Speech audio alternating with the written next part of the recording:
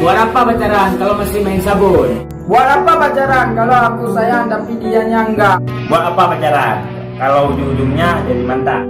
Buat apa pacaran kalau malam minggu nggak mau keluar? Buat apa pacaran kalau boncengan enggak mau peluk? Buat apa pacaran kalau ujung-ujungnya nikah sama orang lain?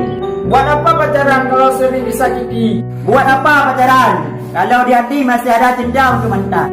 Buat apa pacaran kalau jomblo aja banyak yang perhatian? Buat apa pacaran kalau ujung-ujungnya putus? Buat apa pacaran kalau buat diselingkuhin? Buat apa pacaran? Napeng abang sayang, napeng abang didendang. Buat apa pacaran? Pacaran sama aku kok jalanan sama dia? Buat apa pacaran kalau hanya untuk memanfaatkan harta? Buat apa pacaran kalau enggak ada